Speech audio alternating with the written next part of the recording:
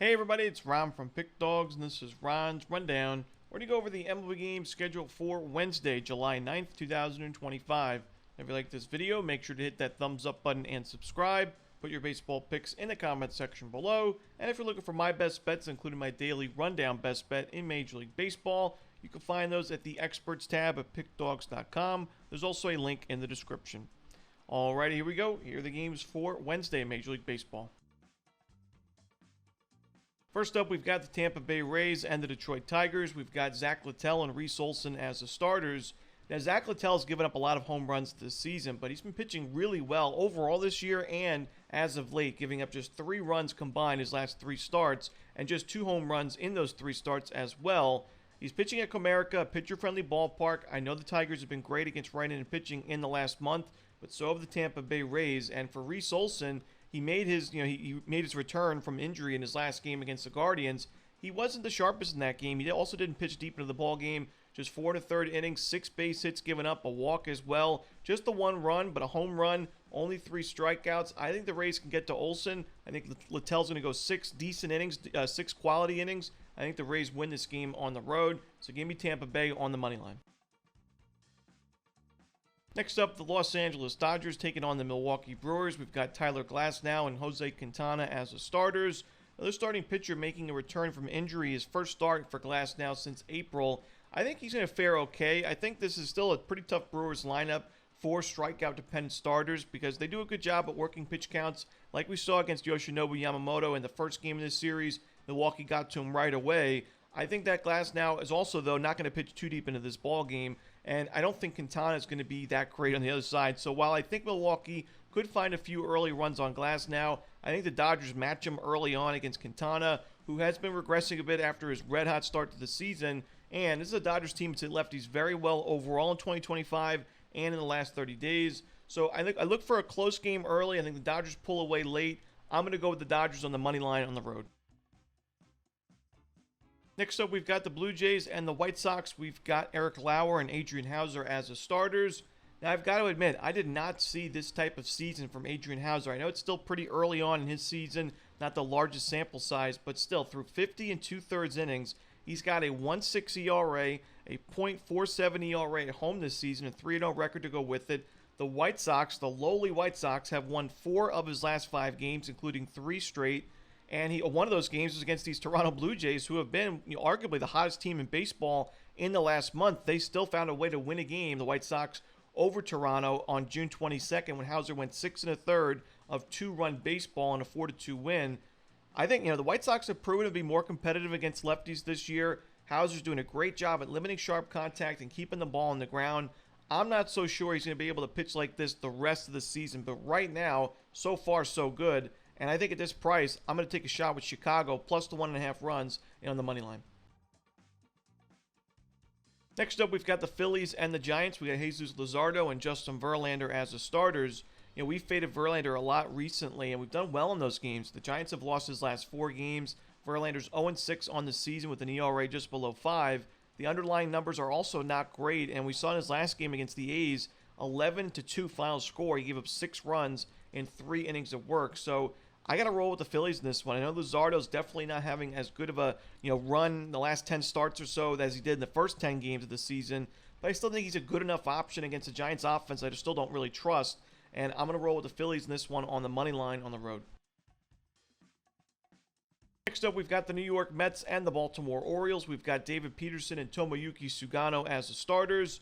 Now, Peterson's not always my favorite starting pitching option, but I think he has a good matchup here, and the Orioles have just not been great against lefties from the beginning of the season. In the last 30 days, high strikeout rate, low walk rate, low isolated power numbers. I think Peterson can put together a quality start on the road. I think the Mets get to Sugano, who has not been in great form recently. He gave up 6 runs his last game, gave up 7 runs to start previous, 5 home runs his last 2 games combined, and an ERA just below 5 at Camden Yards this year.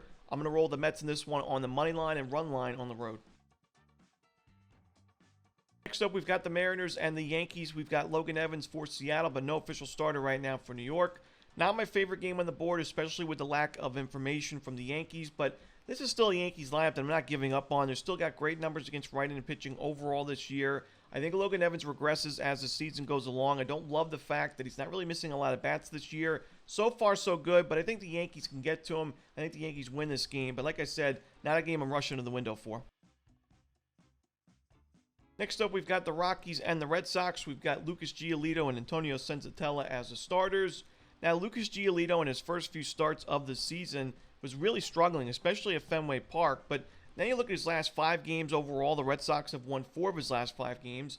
And you look at his last 2 starts at Fenway Park. They were against really tough lineups in the Blue Jays and the Rays, who have been crushing the ball against righties recently. 2 divisional rivals, winning record teams. Giolito went combined 13 innings of no earned run baseball, just a couple of unearned runs. He only had 9 strikeouts, but his control was excellent. No home runs given up. 2 wins, 2 run line covers for the Red Sox in those games. I like Giolito's current form right now, and I think that Senzatella struggles in this game at Fenway. I look for a one-sided Red Sox win. I'll lay 1.5 and maybe even 2.5 runs with Boston. Next up, we've got the Marlins and the Reds. We've got Sandy Alcantara and Andrew Abbott as the starters. Now, Sandy was pitching quite well, but now in his last 2 games, he's kind of gone back to the form that we've seen for the most of the season for Sandy, where he's given up 12 runs in his last 12 innings against the Diamondbacks and the Brewers. And I worry about Sandy now on the road, where he's got an ERA just below 10 on the season, pitching in one of the more hitter-friendly ballparks in Major League Baseball. And you got the Marlins facing Abbott, who's pitched so well in 2025.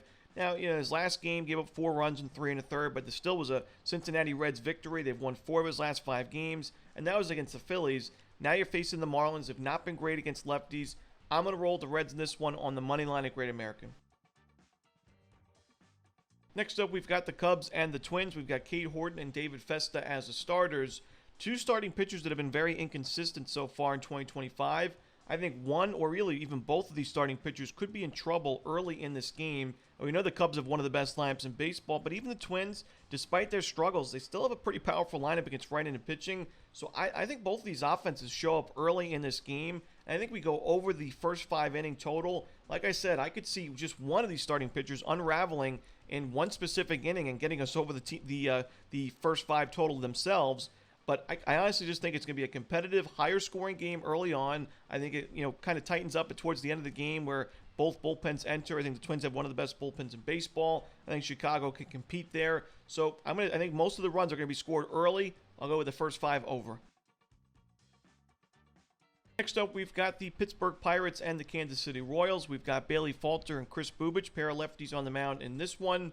Now, in the last 30 days, these 2 teams, the Royals and Pirates, respectively, 27th and 28th in team OPS against lefties. They have struggled quite a bit, but I think the difference maker, and it's a pretty big difference maker, is the fact that the Royals have much better power numbers, a lower strikeout rate by a good margin, higher walk rate, and they were able to get to Andrew Heaney earlier in this series. I think Chris Bubich already was the much better starting pitching option compared to Bailey Falter, but the Royals have gotten some offense recently against lefties.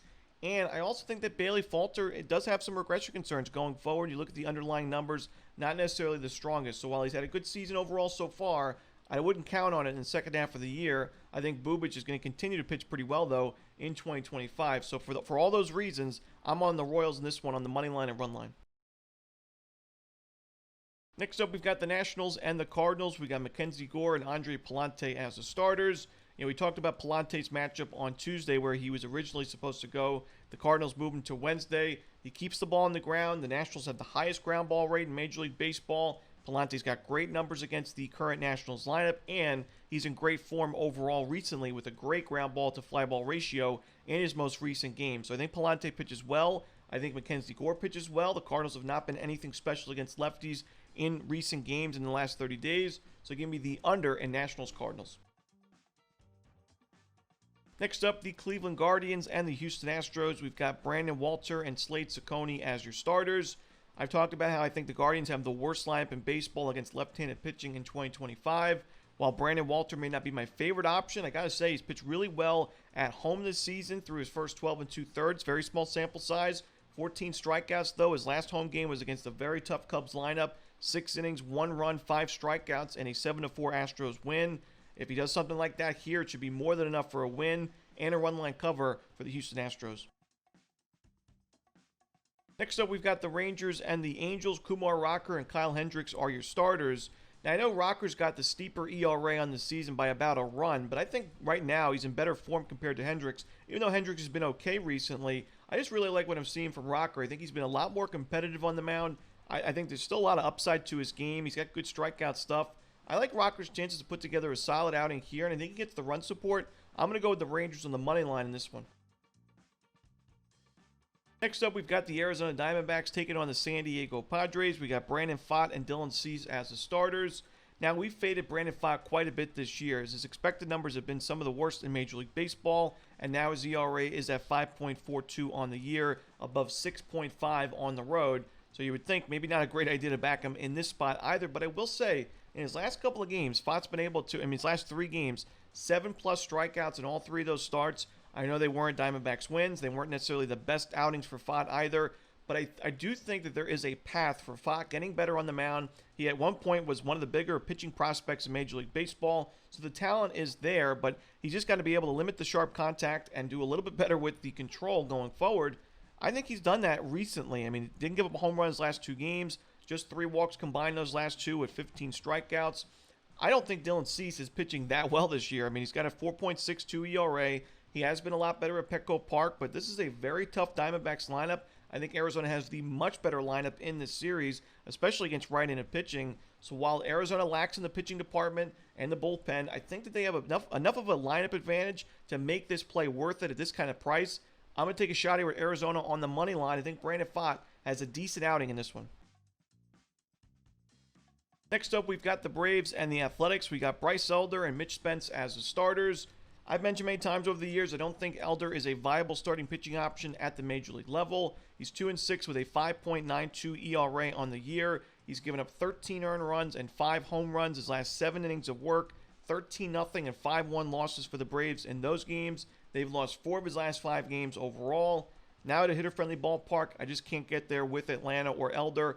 I'm rolling with the over and the A's on the money line. And that's it. Those are the games for Wednesday in baseball. Hope you enjoyed this video. Again, if you're looking for my best bets, you can find those at the experts tab at pickdawgz.com. There is a link in the description as well. As always, it's Romanelli. Good luck.